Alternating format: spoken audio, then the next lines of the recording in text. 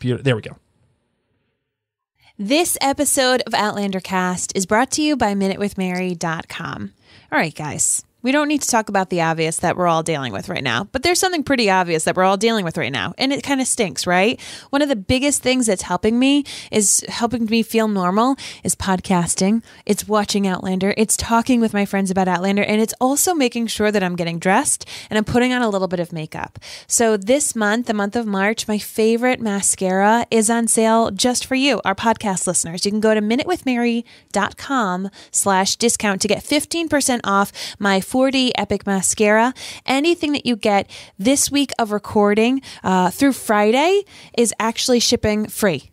Okay. Oh, yes. Just this week, because we know that it's crummy for all of you and we're depending upon packages being mailed. I am running for a massive promotion. And of course, with things being the way they are, helping out the MinuteWithMary.com website in any way, shape, or form is super appreciated. So if you wanted to zhuzh yourself up a little bit, or if you want to take better care of your skin during this time, you can do all of that at MinuteWithMary.com. And if you have any questions, anything at all, shoot me a message. Just search the hashtag Minute with Mary. Send me a message. I'm obviously my phone, just like all of you. So check that on out. MinuteWithMary.com/discount. You once said that you wanted a woman who truly lived, who knew what life is, not what she wished it to be. Well, I ken what this life is, Martha. And I ken what sort of man you are. What sort of man is that?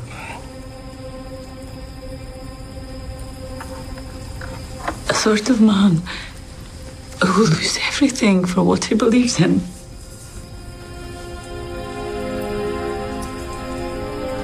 The sort of man I swore I would never give my heart to again. Please. Go. I must rest for tomorrow.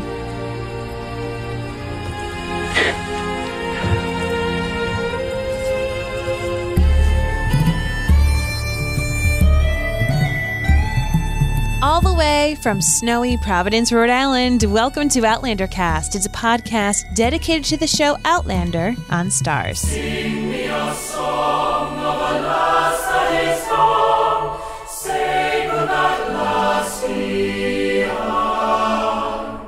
Mary of soul, she sailed on a day over the seas to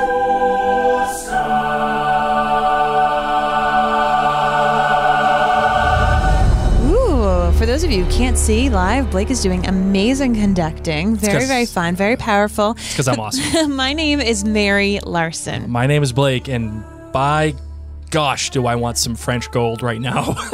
I would love some French gold. Not gonna lie. Sure.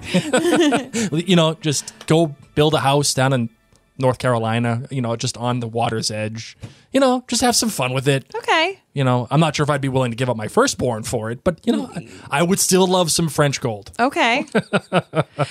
All right, everybody. So this was quite the episode. A lot of things moving around. We were not just in one place. We weren't just dealing with one problem. Right. We were all over the place. Lots of people, lots of things, lots of drama. Lots of drama. And boy, did it feel good for there to be drama on TV and not in my life. Yeah, oh, yes. I mean, we got enough drama going on as it is. We all know what's happening. It is what it is. So, but yes. So we're going to be talking about each of those, pretty much all of those different little storylines that are happening to some of our most favorite characters in this show. But before we do that, we would love to remind you that Blake and I also have other podcasts that we're doing in the midst of Outlander season. Particularly, we're doing a podcast about This Is Us. It's called This Is Us 2. You can find all of our podcasts and our blogs at maryandblake.com. Check it on out. Blake worked very long and hard on that website to make it what it is. So we would love for you to check that out. And you can find all of our Outlander stuff by going to outlandercast.com, searching Outlander Cast on Facebook, Instagram, YouTube. We're all over the place. And also make sure you check out Mary and Blake on all of the social media too, whether it's Instagram, Facebook, Twitter, YouTube, all of it. If you want to go back and listen or watch all of our live in-studio events, or listen to all of our podcasts just in the background, and you don't want to have a podcast app, no problem. Just go right to YouTube. All of our episodes that we've ever created for anything we've ever done, it's all right there on YouTube. Just look up Mary and Blake. Marvin. Yes?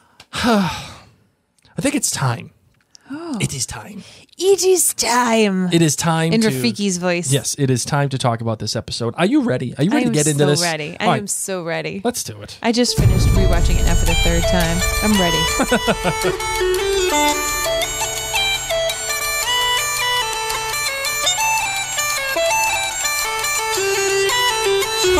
Here we go. Episode 506. We're halfway there. Yes. We're halfway. Halfway there. That may or may not inform my kill rating. Okay, well, I just need to put this out there. Okay, what do you got? So, Clan, listeners, we had hoped to do a finale party this year. We won't be able to because of obvious reasons. But I'm excited to see the light and bright and love in every single episode here going forward. I'm going to be doing glass half full. And yes, I will tell you my bads. And yes, I will tell you things that annoy me. But in times like this, Optimist Mary... She's coming out. It's coming out. So all you naysayers, all you peeps, okay? Just know, I'm going to mention it. But I'm looking on the bright side because this is going to help distract me from everything that's going on. All right? So we're here at the halfway mark. We've got that much time left in the season. Yep. Let's talk about this. Get me the details about this show. Sure. So the episode title was Better to Marry Than Burn, which I think, again, Outlander is killing it with these episode titles. I love that the fact that it's referencing the Mackenzie motto, the Mackenzie on the crest, which is it's referencing the fact that the crest references burning. I shine, not burn, whatever it is. I really, really, really like that, and it's better to marry Duncan Innes than it is to burn with Myrtha, which is awesome. That is great, and especially as it is informed by the flashback scene in this episode, quite like that. The writer was Stephanie Shannon. Now, Stephanie Shannon is brand new to Outlander this season. Okay, good, because I was sitting here saying, I don't know if I know that name. Yeah, you don't know that name. And actually, she is one of the story editors on Outlander. And this is her first Outlander written by credit. She's actually worked on another show that we all should know if you're a Ron Moore fan, which is For All Mankind, which is his show on Apple Plus. So, actually, what you'll notice is in Outlander season 5, it seems to be that Ron has either plucked people from For All Mankind writers' room and staff, or he plucked a bunch of people from Outlander and brought them on to For All Mankind. He's just like, I like you, you're my people. Right. Let's hang. So we've talked about story editors before in previous episodes, but just as a refresher, the story editor is also called a supervising producer in like Hollywood or for television or whatever. Essentially, they are the ones on the screenwriting staff who edit stories for the screenplays themselves. So when somebody puts out a screenplay and they say, okay, here's the script, they say, okay, where are all the mistakes? Where are all the things that go on here? This is like the step that you take before you become a staff writer or before you start writing your own episodes. And they have many responsibilities, which is getting down the breakdown to all the writers, developing the stories, making sure that the scripts are just like in tip-top shape. If there's any changes to the scripts, they make the changes, send them out. They talk with the writers about their work, making sure that the stories are correct, making sure that the Bible, that they're adhering to the overall show Bible. Mm-hmm. That is what story editors do. For people who don't know what a show Bible is, can you explain that? Yeah, so show Bible is kind of a misnomer. So a show Bible is something that a showrunner will put together before the show is actually produced or before the season is produced. And they'll say, okay, here is what we're going towards. This is the thing. This is the way. Okay. It's kind of like an outline, but it's like, for example, everybody wanted a show Bible for the show Lost. They thought, okay, well, you got a Bible. You got to know what you're going by. You got to know what the story that you're getting to is. And a lot of the times shows just kind of make it up as they go along. And you can't have it both ways. You can't say, I want massive input from the fans, but also have a Bible at the same time. You can't just have a plan. And fans always want to know, okay, I have a say in how my favorite show is created. And sometimes you do. Sometimes you don't. And the show Bible is one of those things that they use as a guideline, a very specific guideline into what they want to accomplish. That is the show Bible. Okay. The director was Meera Menon. She directed the last episode of Outlander. And as a reminder, she actually directed on For All Mankind in her latest venture outside of Outlander. But again, she has got some serious talent. She's directed many a great television show, including The Terror, The Magicians, The Walking Dead, The Punisher, Titans, The Man in the High Castle. I mean, geez, Halt and Catch Fire. Man, she's got it going. She knows what she's doing. A lot of Blake shows. Oh, a lot of Blake shows, especially The Terror and Halt and Catch Fire. If you get a chance, go back and watch The Terror, the first season. I haven't seen the second season yet, but it's one of those anthology shows where the story changes every season. The first season, starring Tobias Menzies, by the way, and Jared Harris, is among the best television I've ever seen. And it's on AMC. So go back, watch that. You'll be very pleased. Marvin, what is your kilt rating for today's episode? I'm giving this episode a 4.8. I enjoyed a lot of it. There were some things that I did not love, but as I said in the beginning of this episode, I'm here to be an optimist, so 4.8. Okay. Do I tell the truth, or should I lie and keep the positivity? Oh, I mean, I'm all about the positive life. I know you are, but I'm not, and I'm usually the one that is known for being a tad critical on this show. Oh, a tad? A tad. A skosh, if you will. A skosh critical? No. I'm going to give this episode 4.3. And it is not... That kilt rating is not necessarily reflective of the episode by itself. Okay. It's more along the lines of it being reflective of the episode and where it is in relation to the season. And that is more reflective of that, where we are, how far we've come, and what we've accomplished halfway through the season. So I'm giving it a 4.3. It's not a totally fair kilt rating, but there are reasons for it. We'll get into it. Okay. What do you got for your GBG? All right. So my good Roger. First off, like his interactions with Bree and Jemmy and all of the people of the Ridge, like that was very Roger to me. And I love just seeing him take his time to think a solution through and then see it through with confidence. I mean, you guys talking to that many people and having to be in charge of them and having their well-being and having their livelihood at stake all on his shoulders when this is not something he signed up for is a lot. And I just really loved seeing his character shine through. I loved seeing his interactions with Bree.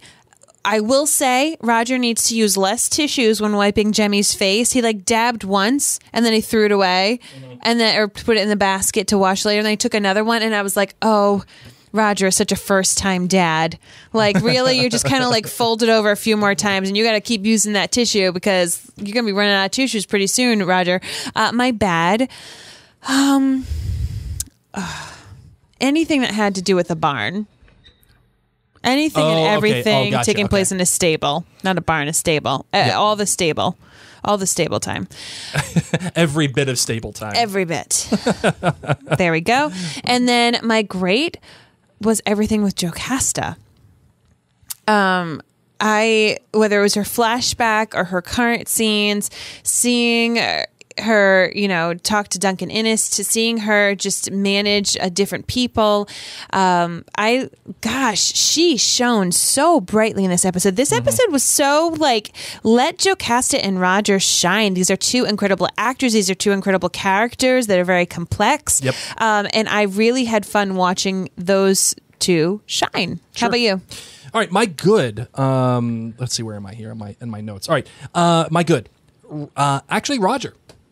Hey, imagine that. Roger was my good. And, welcome. Roger was my good because he finally earned something. And proved that he had, at least within this episode, a little bit of teeny tiny worth to what the show is trying to accomplish, to Bree, and to their relationship. That doesn't mean there aren't complications with Roger and Bree. That doesn't mean that some things aren't off, which again, I'll get into.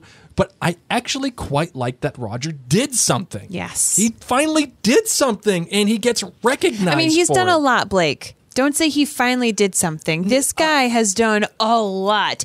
In regards to this season, not so much. But even still, what he did in Brownsville, he's done a lot. He traveled through time to come and find Bree. And then he got kidnapped. Or not even kidding, he got beaten up and then sold. And then he made his way back all by himself. Roger's done a lot. Well, let me say he did something to earn. He finally did something to earn the time that was spent on him. How do you think Jamie will react to hearing how Roger... Because I feel like you're looking at him through Jamie's point of view. I absolutely am. Okay. And I think it's because I have a daughter. And if I'm looking at Roger... This is all making sense now. I'm definitely looking at it from Jamie's perspective. Okay. And I'm definitely looking at it because I got a daughter, and I'm like, if that guy abandoned my daughter, not once, but twice, I would have a problem with that guy. In fact, I would have beat the piss out of him just like Jamie did. I would have. So that is the truth. But I was happy with Roger. I think this might be the first time that Roger has made either of your G's, a good or a great. It might be possible. Let's just savor this moment, like when you have to savor your last Hershey kiss. So I liked Roger in this episode, and I liked what he did with Bree. I liked their relationship in this episode. So I think I'm there with that. Okay, but the bad. First, I'm with you, Mary. The sex scene and all the barn scenes. I am out on the barn. I'm out on the barn in every way. And the funny thing is I think the barn is indicative of the entire episode, and really, I think the whole season so far. And I don't mean that the whole season is bad, and I don't mean the episode is bad. What I mean is, tonally, the barn scene was really scattered. It was Jamie and Claire fighting. You're only a woman. They're It was like, are we season one? Are we kind of angry, gonna have sex season one? Exactly. But then again, he's saying that she's still a woman. She is slapping him, and then he forcibly kisses her. It's just not romantic. It's not anything that I would like. I know there was that scene that she holds the dagger to his throat when they're banging back in season 1 or 2, whatever it was. I forget what season it was. But that was different. That was very S&M, theme play. Freaking all right, we're going to do this. And I'm going to get out my black leather whip. Here we go. You know. Yeah, absolutely. And so, you know what? Some people are into that. And that's cool, man. No. This did not do it for me. No, it did not. And the reason why it didn't do it, and I think I'll tell you, I think I know why it didn't do it for you. It's because it was in the book, and they needed to get to it, and they didn't have enough time to get to it. So because it happened in the book and people were looking forward to it, they put it in, and they didn't earn it. They didn't earn that. They didn't earn that turn of events. And the thing that is frustrating about that is because the book says we're supposed to have sex here, that's where we're going to have sex. And this is the feeling that I get for most of the seasons so far. Things happen not because the story of the show or the characters demand these things to happen, but rather because the book demands that they happen. And the show is like, okay, we have these moments. We have these moments in the book that we know we need to get to. Let's do these moments, and then we'll figure out all the filler in between to get to the moments. As opposed to letting the story and the characters dictate where those moments come and when they come. And it just feels like we're getting moments instead of actual scenes, instead of actual real life, no, instead of actual storytelling. And that's the frustration I get with it. We had sex in the book at this point. In the stable, we got to have sex in the show. That's where we are. And in the book, it was done well. Like, it didn't feel this way in the book. In the show, it felt very weird. Like, frequently when I watch the show and they have their intimate moments, I'm feeling it. I'm excited. I don't know what it was, if it was the pacing, if it was the writing. Like, I just don't know what it was, but it did not. Well, like what? Like are we like digging into this now and then we're gonna be done? No. We'll dig later. Oh, I know. We'll dig later. We'll dig right after I give my grade. Okay. And then we'll be done at the barn or the stable. Yep. And then my grade was everything Jocasta. Every single fracking Jocasta thing there is in this episode, and even Jocasta herself. I loved every ounce, every second that this show had to offer with Jocasta and Jocasta alone. Whether it was the flashback, which gave us some well-needed texture and urgency to the episode for Jocasta, or the incredibly written and acted scene between Myrta and Jocasta. Like, really, truly excellent stuff. And this is the beauty of when you let things breathe, when you let, instead of going from constantly going, this is what happens. You get two really good actors with a well-written scene and a director who knows how to handle this kind of stuff. You get a scene like this. And it was the one thing in this episode where I said, okay, I'm in. I am absolutely in on this. What's happening, what it means with the ramifications for the characters, the ramifications for the story itself, what this means, which we'll get into, what this means for Myrta and Jocasta as they're unrelated. Yeah, I'm all in on the Jocasta life. All right, so I have a supplementary bad, which leads us to the barn, okay? And this is a natural thing. Okay. The supplementary bad is Diana Gabaldon. Hold up. Yeah, absolutely. She didn't write it this way. I don't care. I really don't care. Elaborate. Okay. The fact that she came out on Facebook or wherever she was, I think it was Facebook, came out and said, these are the exact words. Someone said, oh, wow, the barn scene wasn't great. One of her fans on the page. Barn scene wasn't great. What happened? Diana comes out, her words, and says, yeah, it was bad dialogue, bad direction, bad lighting, awkward set. Actors did their level best with what they were given to work with. I mean, isn't that just what we all said? Yes, it absolutely is what we just said. It was our mutual bad? Yes, but there's a big difference. What? I am not actively involved in the production of the show. I'm a podcaster. My job is to talk and give hot takes. That's my job. Her job is to support the show. She is actually a writer of an episode this season. And she is coming out and throwing her own show under the bus. Publicly. I get that this is Diana's book and their story and her characters, all that other crap. You cannot come out publicly, whether or not it's true or whatever. You cannot. It's like George R. R. Martin saying, yeah, Dan and Dave, the Double Ds, they really effed up the ending of Game of Thrones. They screwed it up. I hated it. I hated every ounce of it. It was bad writing, bad directing. The sets were awkward. No!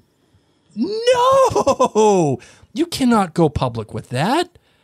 You're an active member of the production. It's like the whole thing, you know. I mean, mind you, our kids are 4 and 6, and it's kind of like the thing where like we shouldn't be disagreeing about something about them in front of them. It's like, we'll get back to you on that, and then we talk. So you think Diana should have expressed this to who? What do you mean? If Diana didn't like it, who should Diana have told? Anybody in production, and it doesn't matter what the scene was in the book. I don't care if it is something that she absolutely loved. You cannot come out. You can. I'm not saying she can't feel them. I'm not saying she can't think it sucks, because it did suck. But as an active member of the production, you cannot come out publicly and say that. You just can't do it. Why not? Because you're throwing your own show under the bus. You know what? She doesn't care that doesn't make it right. Doesn't make it right. It's not going to change her paycheck.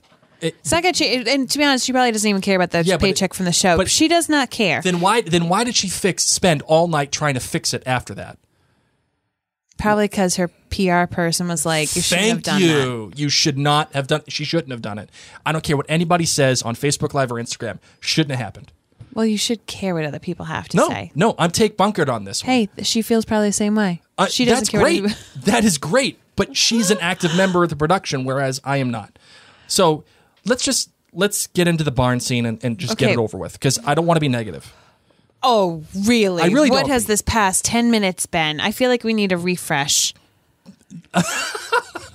Fine. What would you like to Let's talk about Roger. Okay. Are we going to talk about the barn scene? Oh, I'm getting hot. She's wearing a beautiful scarf, by the way. I know, from Ann Gavin, member of the Outlander Cast staff and a dear friend of ours. Okay, hold up. Okay, let's talk about Roger. I need to clear the air. Okay? So first and foremost, just watching the little Mackenzie family inside their house, taking care of the baby, wee Jemmy, as he's going through his cold or maybe teething, and he's doing a little wipe spittle, and in comes Adso. Adso's crowning moment for this episode. He's here, and he's brought in a little locust. Where did they find all these locusts? Like, are there like locust farms? Like locust farms, yeah. Like, do you know that you know how there's like people who like train dogs or train little kittens like Adso made for, to be able to put them on television? Are there people who like grow locusts? So just in case you need it for raise locusts. These aren't apples, my love. And there they all come. And of course, Roger has his little wittiness about it, that it's I hope it's not a plague from God. Mm-hmm.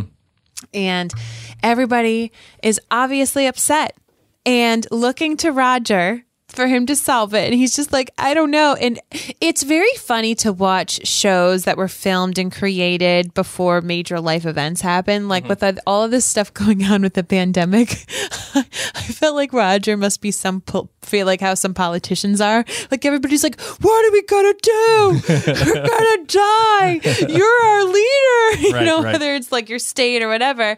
And like, they're just like, I don't know yet either. This just happened, man.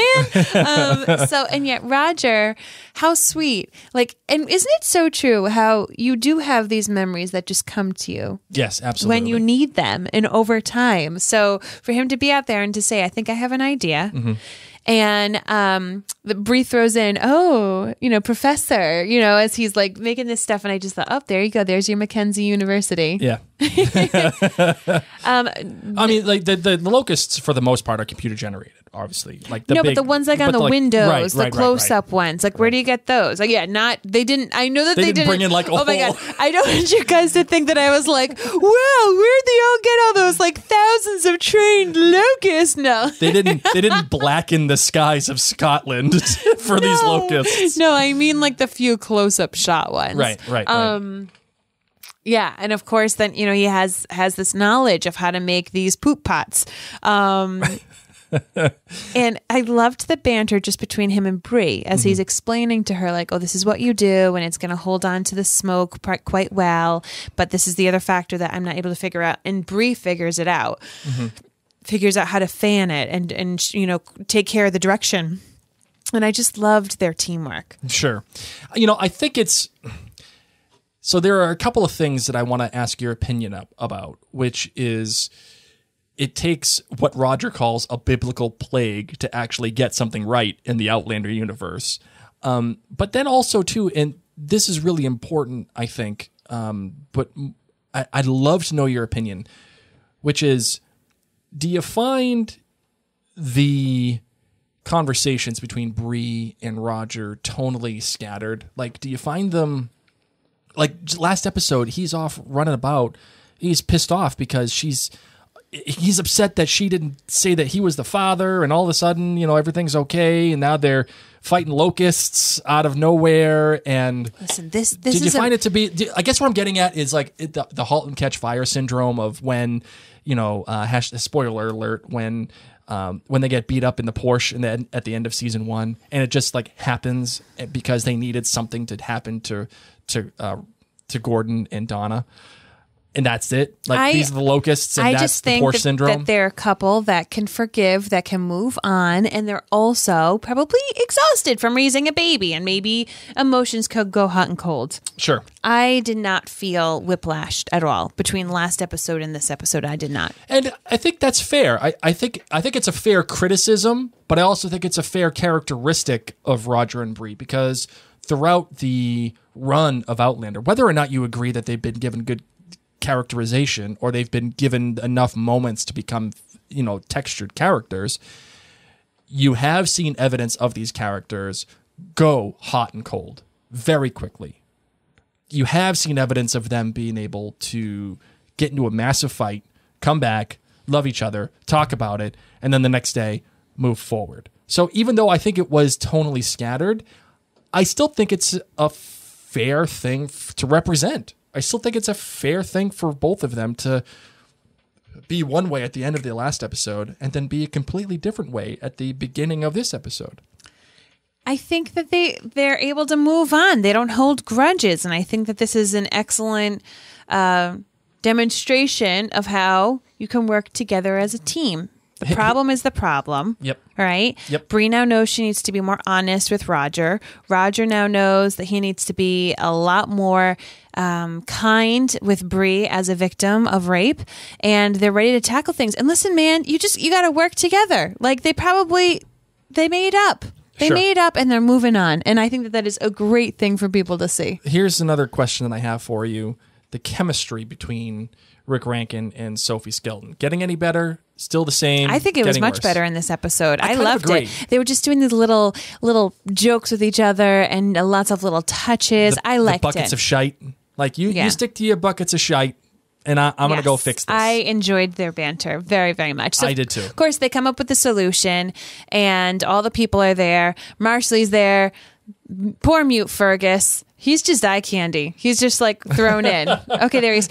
Same thing with Lord John, by the way. Oh thrown my in gosh, for the sake of being thrown in. Well, here's the thing. Worst wedding guest ever. No, stop. Best wedding guest ever. Marcelly, I did feel very uncomfortable seeing pregnant Marcelly next to all this poop smoke. She's just standing right out there, and I was like, Bree knows better. Bree comes to the future. She should know that, pregnant. Nope. In the 60s, people were ripping butts in the hospitals. Oh, you're right. Yeah. Not until the 80s did hospitals actually crack down on. Still. Even in the 80s. Still. It was a thing. I was nervous. I was like, Marcelly, honey, you need to get out of that smoke. It's not good for you. And she kept touching her belly to acknowledge, yes, I'm still pregnant. Yes. But I was like, you need to go away. Who's watching the babies? Who's watching these kids? Let the pregnant woman go watch the kids. You guys can burn all this stuff. Mm-hmm. So aside from that, and it's not anything bad. I like seeing our characters do these things. But it just, to me, as a woman, I was like, Marcelly, honey. Yeah. Go take your prenatal vitamins and go take a nap. But on the flip side, it was all hands on deck. I mean, this is literally what could be life or death for the people of the ridge. They all had to pitch in and make this work. And this is one of the, in my opinion, I think this is the crowning moment so far for Roger, is that, he works well with Bree. We got to see their great relationship, but he also was able to command these people, and he was able to do it with his brains. Sure. And I one of the things I actually quite liked was when Bree had the shovel and she sees the locusts and she takes the shovel and boom, puts it just kills it. And representative in that is, I think, to me, Bree putting a shovel through all of the Roger hate when it comes to the character and all the crap that happened before. Like, Roger now finally has earned some respect from the residents of the Ridge. The old life is gone. Boom. Shovel right through it. We're moving forward. And it took Roger and Bree together to actually do that. There you go. It took them both. Now, listen, I'm not a big fan of all of a sudden these big biblical things coming, locusts coming. It's just random. Do you know what's happening to us right now, Blake? I know, but again, reality is not an excuse for storytelling. This locusts did this. Do they still do this? I'm sure. We're not farmers. We live in Rhode Island. Do locusts still come and eat all the crops, or do the pesticides kill them all? I don't even know. Blake won't even let me raise chickens. No, we're not raising chickens in our house. Ain't gonna happen. Breaks my heart. Not gonna happen. Breaks my heart. We're not raising. We can barely take care of our kids. Never mind chickens. All right. So Roger and Bree, huge fan. So glad that he could save the day. Let me ask you another question as we move forward. I think this might be a good transition. There are a lot of storylines in this episode. A lot of things happening. Lots of moving parts. And sometimes I feel like because there were so many moving parts, the ones that we really wanted to have the real time didn't get it. Like, I would love to have more time between Roger and Bree. I would love to have more time with Jocasta. I would love to have more time to actually build up to this thing that happens between Jamie and Claire in the barn. Read the books then, my love. Don't say that. Anytime.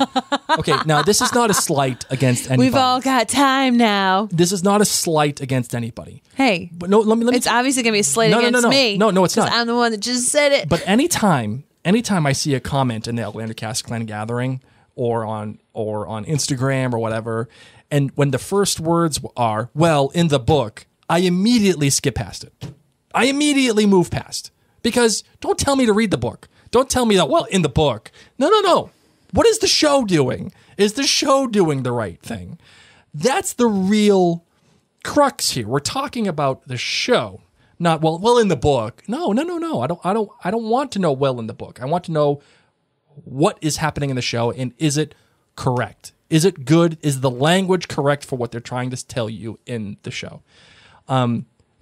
Because of that, do you think there are just too many things happening all at once?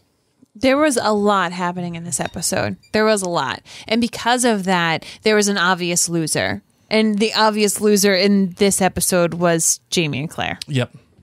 But on the flip side, there have been times where I haven't been super pulled for the Roger and Bree storyline or the Jocasta storyline. So I'm happy. I'm happy that these two shone so well. I already love Jamie and Claire. My heart's big enough. I can love more people, and that's what this episode allowed me to do. Sure. So let's move on to Jocasta. Yes. Dang girl can throw a wedding weekend. I mean, she's got those little boats to bring you from the main house across the little stream. Yep. At first I thought it reminded me of the boat from Stuart Little that Stuart races in Central Park to get across the pond. But I just loved that that's how they transported people over. And of course they have this giant structure, flippin' gorgeous. Mm-hmm. Spared no expense. We spared no expense. To throw this shindig. And it was beautiful. I love that we've now had 2 weddings this season. Sign me up for all the weddings. Yep. And sign my +1 up as Lord John Grey because he loves weddings. People have been wondering, where's Lord John?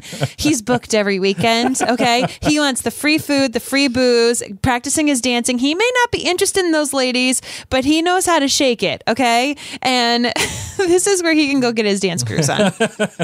He's that guy. Remember in our mid to late 20s, every single weekend in the summer, you had a wedding with all your old buddies? Yeah. This is what Lord John does. See, no joke. Everyone's like, where is he? Where is he? I'm like, he's obviously at someone's wedding. Somebody's posh wedding.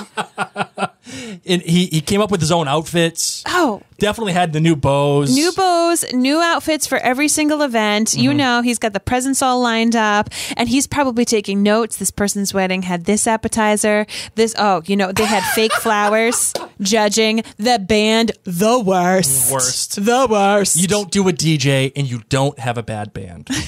What are you doing? And I don't want the little chickens. The officiant obviously didn't know them. He was just reading. Who just reads? Oh my God. So anyway, I was happy to see him. Was his part small? Sure. Does he kind of become a Debbie Downer whenever he shows up at weddings right now? Yeah. Can he? Well, but you know what? He's just trying, man. He's just trying. Speaking of trying, Didn't. How do you like the chemistry between he and his wife? There was no chemistry between he and his wife. As a matter of fact, it was. I like the wife a lot more than I like him, because at least she's kind of real. Like, at least when Jamie says, "Yeah, you know what?" She opens her mouth a lot, and if I tell her one thing, it's gonna get everywhere. That's an actual character trait. Whereas Governor Tryon doesn't have a single one, other than his weird accent, how he pronounces things. Now, I know that's the guy's real accent, whatever, it's fine. I just hate his voice. I hate everything about him.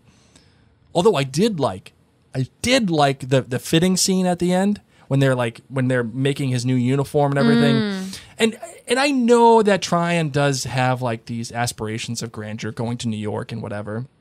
And he's trying to make up for he's trying to look good to the people in New York. So it looks like he's getting his job and he's doing the right thing. So I guess that is a fair. You got to dress for the job that you want. Yes, exactly. If you show up with sweatpants. He's read all those self-development books. You know, he's taken notes. He knows his Enneagram. He listens to like Tony Robbins and stuff, and he's like, I am my own master. I will create my universe, and I will dress for the job that I want.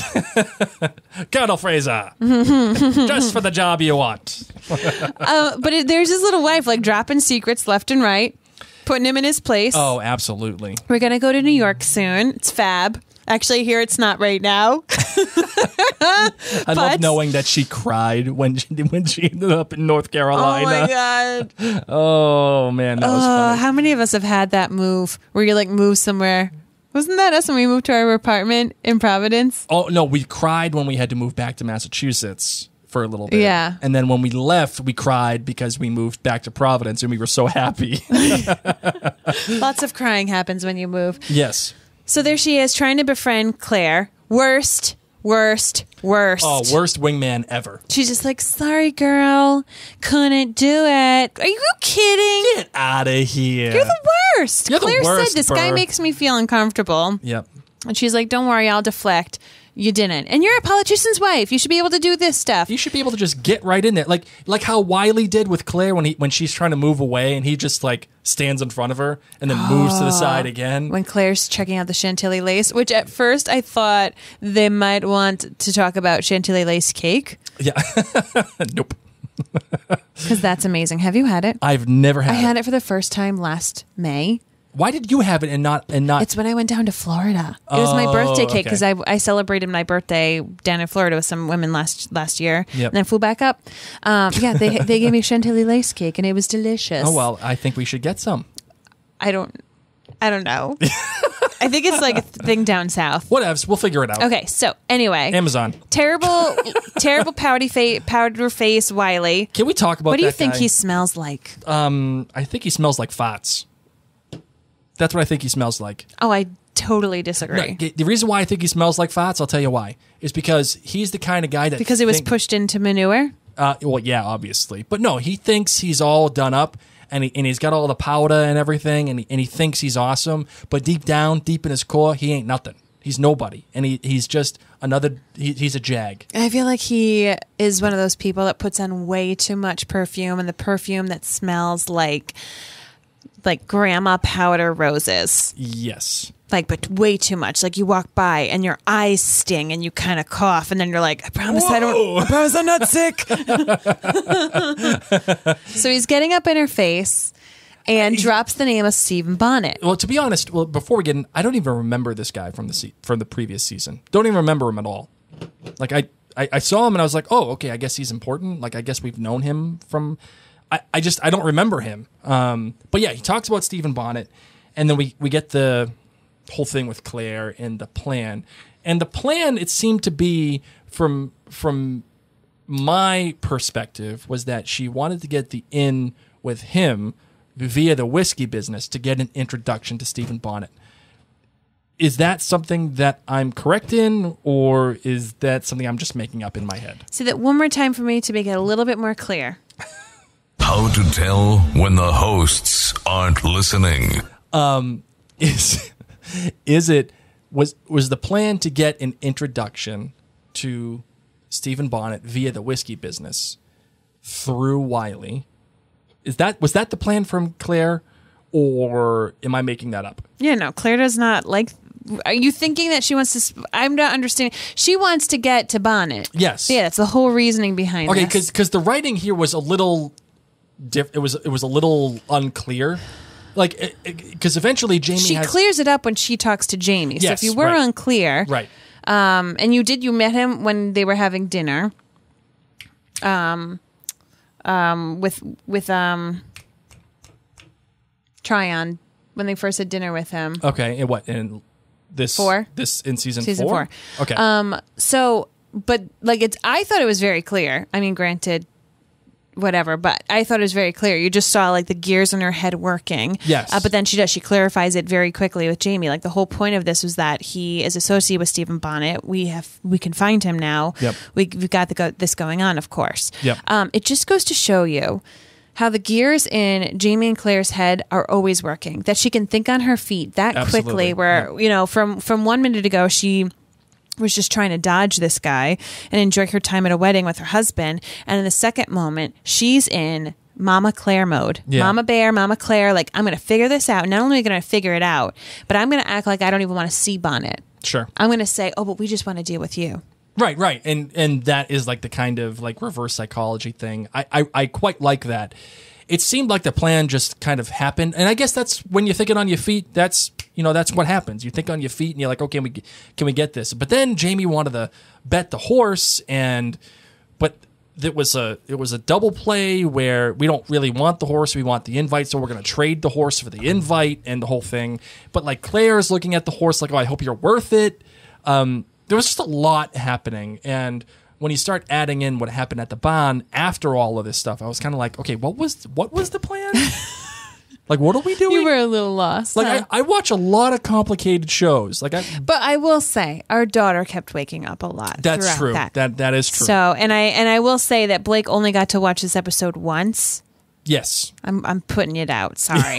Like, normally I watch it twice, Yeah. which is fine. But because of everything that's going on, having our kids home, and it was a disruptive night, I will say that. So, and I even said that. I said, watch like bits of this be a little not as poignant to you because you didn't get to watch it continuous. Sure. So I think when you watch it a second time, you'll sit there and you'll say, oh, this did all make sense. I mean, ultimately, it does make sense. Like, ultimately... I think it would have made more sense to you if our daughter didn't keep waking up. Yeah, she had a little bit of a tummy ache. She's been having a lot of tummy aches lately, which is driving me crazy. But so did you when you were that age. that's also very true. But, Wiley I loved when he got thrown into the horse crap. That was excellent. And Jamie coming at him, and the little friggin' sniveling little piece of crap the trying mole. to lie through it with the mole on the back Did of her anyone neck. else want to just touch the back of your neck? Like whenever I see things like that, oh my God. Yep. So gross. And then Jamie is ready to cut this guy open. He's just ready. He's done. Yep, absolutely. And Claire says, no, not at your aunt's wedding. So let's talk about the big moment between the two of them, which is the thing with the rings. I kind of side with Claire on this one. Don't touch that ring. That's not yours. That's mine. Don't You can't just Don't offer you up. like that she was like, if you're going to take that one, you might as well take this one It's a- too. it's- I mean, I would have so done that. Of course, you would have done that, and it's a little dramatic for my taste. It is a little dramatic, and the preview for the episode was a little misleading about that, because it seems really over dramatic, but I get it because that's not his ring. That's hers. That's her life. That's her life. Don't touch that ring. Don't even bother talking about it. Don't even bother looking at it. That's mine. Do you agree with Claire on this one? Or Yes, do I you am. think- I am so on board with Claire. Jamie, listen. I know that Jamie is, is great at playing games, and he has a lot of pride in himself that he was going to win. But there's still always a little chance. Okay, you can't always win. You can't always win. And it's like, why not give something else? Why not give something else that would mean more to him? Well, the problem that the he show wanted just the ring. Yeah, the problem the show posits is that he wanted the ring, and the only way they can get to Bonnet and having that knowledge is to go through Wiley. As much of as a sniveling little dink as he is, they need him, and they got to get the introduction, because if they don't get the introduction, by the way, part of the plan is that they're not talking about James Fraser, they're talking about Alexander Malcolm. Being the distiller that is going to. So how do you think they worked that out with Wiley? Who knows who these people really are? That's a good question. He knows them as Jamie and Claire. That's a good question. Do we trust this fella? Absolutely not. Not in any way. Just like I don't trust your boy Pippin. Him showing up at the end with your boy Jimmy. Mm-hmm. I'm not in on it. Why are they my boys? I don't want them to be my boys. No. Jimmy being Stephen Bonnet. Jimmy from Downton Abbey. You gotta stop calling people different names. I know, that's true. That's a valid point. I don't trust him. I don't. And the fact that I can't see this going well. I don't see it. Regardless of whether or not he lost a bet or whatever, who cares? Maybe they make the introduction and that's that, but who knows? I just don't see it going well. So now Bonnet knows about River Run. Yes, and this was going to make it in my grade. This was absolutely going to make it in my grade, because what a cool way, not to end necessarily the episode, but part of the ending is this is the momentum that I was looking for last episode. Okay. This is the momentum that we need. And I feel like all of the crap that we had to go through in the wedding with Wiley and all that other stuff is just to service this moment, which makes it bearable to me, which makes it like, okay, that was worth it. Because this moment is the moment where Bonnet realizes my kid, whether he thinks it's his kid, my kid has the right to River Run. How many people do you think Bonnet told that he raped and impregnated Jamie and Claire Fraser's daughter? Good question. I don't know the character enough to make an informed decision. Forbes, mind you, was trying to marry Bree. Forbes has a last reason. season. Forbes has a reason to be upset with Bree and the Frasers. But how did he find out? It's not like Bree or Jocasta or anybody would have said anything. Mm-hmm. So Bonnet's over there throwing it around to Lord knows who. But also, somehow Forbes knows that it's Bree. Sure. And he's just standing there. He's standing there watching this all happen. Watching Jemmy inherit River Run. Absolutely. Absolutely. Standing right behind Jamie Fraser, who he knows his daughter was raped by his friend Bonnet. Yeah, and that shows you the kind of character that he is, number one. And number two, he's hopefully, at least, well, not hopefully, but hopefully within his context as a character, he's going to get a cut of something for actually giving the information over. Which, as I'm thinking about it, makes me want to have a great outlandish theory. As a matter of fact, I'm just going to do it right now. Stephen Bonnet is going to go to River Run in some form or fashion and try to make things happen so that Jemmy inherits River Run right away. Because at that point, him being the father, he could potentially claim that River Run is his. He is the one that will be the executor of the executor of River Run. He's the one that will be in charge if he makes the claim that Jemmy is his son. And Bree can't say no yet. She can't say no. So that's what I think is probably going to happen at some point. Maybe he's going to go there, try to make a legal case, which I doubt, though he may have the means to do so because he's with all the higher-ups. He knows all these people. He's got all these connections. He must have gotten that order for hanging off of his belt. Mm-hmm. So because he's just strolling around. Right. And it would make sense that he did because he knows all these people. He's doing all the smuggling for him. They have a reason to get him River Run. Mm-hmm. So this does create some conflict for Jocasta and everybody else. Especially with Forbes just walking around. Because you don't know what's going on here. I mean, that's my thought on that as of this moment.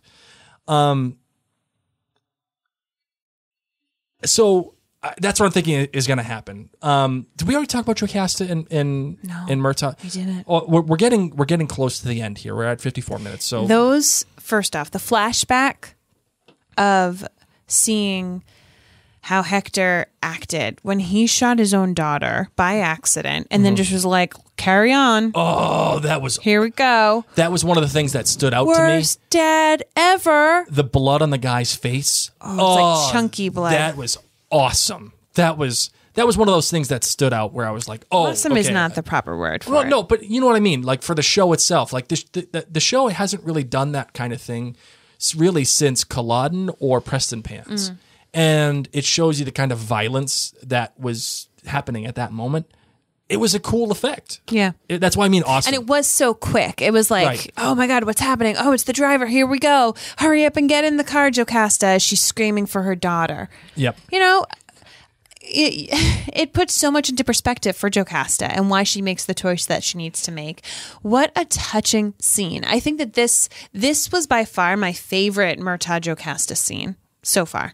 Like, just him proclaiming his love, saying, I wish I had told you sooner, you know, asking her not to get married, you know, please wait for me. And her explaining why she can't choose him, why she is disappointed that he is the type of man that he is, and that she promised herself she would never marry a guy like that again. Mm-hmm. Yep. I think the scene, you're right, between Murtaugh and Jocasta was incredible. Mm-hmm. And again, as we said in the beginning of the episode,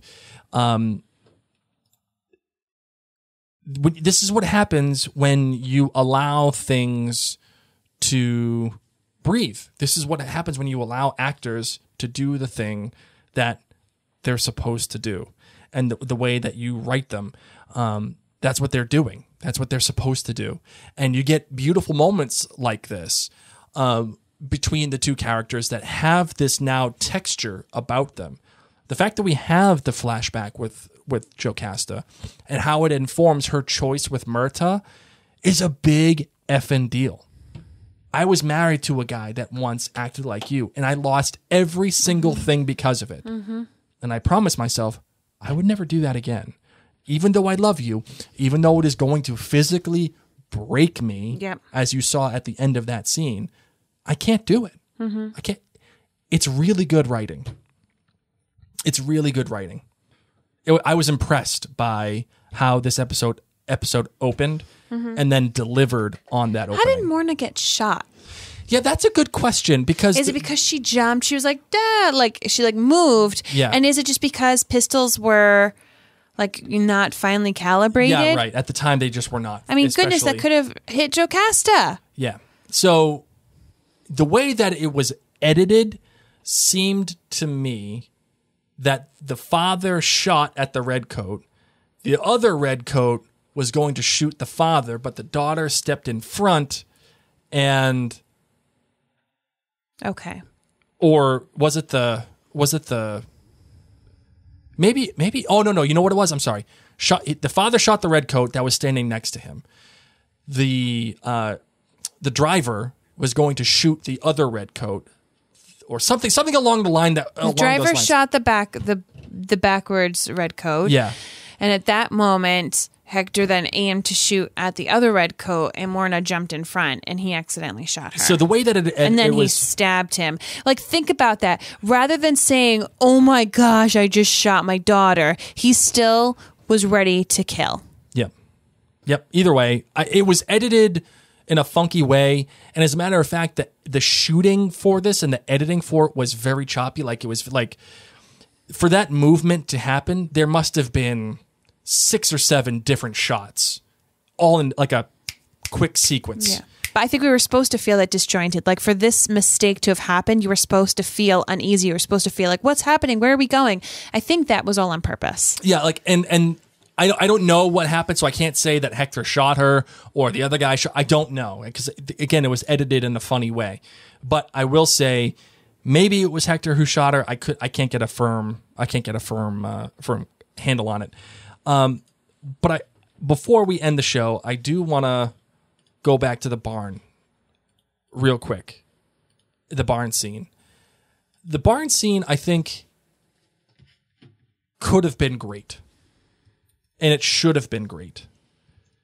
But because I think we didn't spend enough time with Claire and Jamie, and because the emotional math didn't seem to add up, it just seemed to me like, okay, this is what we're doing. We're going to do it, and we have to get here. So 2 + 2 = 4, so let's go do that. And again, I think this goes back to moments versus scenes. And that has been the issue with the season so far. I feel like there have been a lot of moments that the show wants to get to, whether it's Beardsley, or it is surgery, or it is this thing with the barn sex, or whatever. There have been a lot of great moments. One that you look at unto themselves, and you're like, oh, that's pretty good. But the story in between the moments hasn't earned it yet. It's like when you're in the middle of a scene, like, think of like The Dark Knight. Mm-hmm. Okay, it's one of the greatest films ever made, and the interrogation scene with the Joker, when Batman is behind the Joker and he slams his head on the table and he says, no matter what, and Joker says to him, no matter what you do to me, nothing.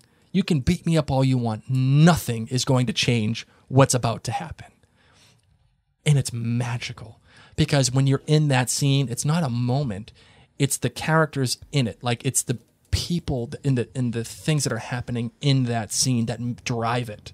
It makes you think literally anything can happen between the Joker and the Batman at that moment. Anything. Could be anything. Like, he could kill the Joker. He could do... Remember, he says, I'm going to make you break your one rule. And you think, oh my God, he could do it. Mm-hmm. I could see it right now. And when you're enveloped into that scene, when you think anything can happen, you're not just watching a television show. You're not just watching a movie. You're there with them. And the issue that I had with the barn is that it was a moment. It was, look at this, it's the barn, yay! But it just felt like, okay, they're going to have sex. And we got here because we got here. Do you see what I'm saying? Like, do you agree or do you disagree? I mean, I just don't like how it was handled in the show. It felt very like, here it is. It's awkward. We're doing it for doing its sake. I don't know. Yeah, I don't think, like Diana said, the writing was... I'm trying to be optimistic, Blake. The Diana said the lighting was bad, the set was bad, the direction was bad.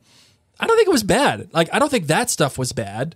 I don't think I mean, it's in a barn, like, and they're gonna have sex, and like the direction was fine. It's just they didn't earn it.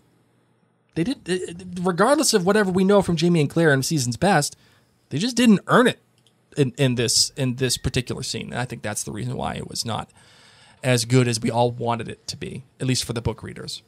You got anything else for this episode, my darling? No, I'd like to hear your outlandish theory, though. All right, let's do it. Okay, so now that Roger has finally earned some respect in the eyes of the community and within the members of Fraser's Ridge, I think everybody's going to vouch for him when Jamie comes back. And Jamie's going to be like, what's going on? You know, what's up? What's happened? Okay. it's actually kind of reminds me of How to Train Your Dragon. After Hiccup wins the, or after Hiccup figures out how to talk to dragons, and Stoic comes back from a big battle, and he's like, "Hey, what's going on?" It's like, "Oh my God, Hiccup is amazing. He is great." Hiccup went from being the worst character in the eyes of the other characters on the planet to being, holy smokes, this guy actually gets it. And I feel like Roger's going to get the same kind of treatment. Jamie's going to come back, and it's going to be like, wow, Roger figured this thing out. He's pretty good, dude. Like, I just pretty much sent him on timeout, and and he did something. And so everyone's going to vouch for him. And Jamie, because everybody vouches for Roger, he has to kind of accept that. And even though he wasn't there when it happened, he has to accept that all the residents believe in Roger. Having said that, Jamie is going to have to take him to battle because of this. And Roger is going to want to go to further prove that he is actually a captain, a leader of men, and that he's going to want to go to battle and help Jamie put down the regulators now, because Governor Tryon is making Jamie get all the people back up again and going out to battle. The problem will be that Roger still is not a person who should be fighting in that capacity, and he's going to get hurt, and he's going to get hurt badly in battle doing something valiant, trying to save somebody or do something or help someone, and he's going to get hurt. And perhaps Jamie saves him.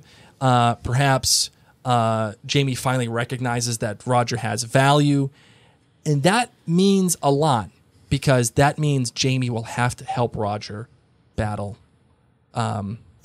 Stephen Bonnet, because Stephen Bonnet will be coming into the picture and having this kind of conflict with Bree and the Mackenzies and the Frasers. It's going to happen.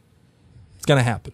And the other thing too, this is the longest outlandish theory. I know. And the other thing too is that Murta, now that he's been turned down by Jocasta, he's really got reason now to fight, because he's got nothing to lose. I mean, yeah. He's got nothing to lose. Yeah. So he's going to push harder than he probably should. And because he was turned down by Jocasta, and because really there's no place for Murta anymore, he's going to die. He's going to die in the Battle of Alamance. It's going to happen. Or he's going to get caught and hung. One way or the other, he's going to die. And so that's that. That's my outlandish theory of the week. Marvin, what do you think? Interesting. Mock me. Please hang up and try again. All right, that's it. Anything else? Any final thoughts? No, that's it. I agree. I got no final thoughts. We're just ready to get to the listener feedback episode and hear everything that you guys had to say. So remember, if you want to get in touch with us and tell us your thoughts about this episode, Mary, where can people find that? You can go to outlandercast.com. There is a use your voice feature where you can share your voicemail through SpeakPipe. You can also email us at outlandercast@gmail.com. We also collect feedback at outlandercastclan.com from our amazingly generous patrons who keep this going. You guys don't understand how much it means to us. It always means to us, our generous patrons at outlandercastclan.com, but especially now. So just thank you. And then also from Instagram and Facebook. All right. So you ready to close this bad boy out? Yes, I am. All right, let's do it.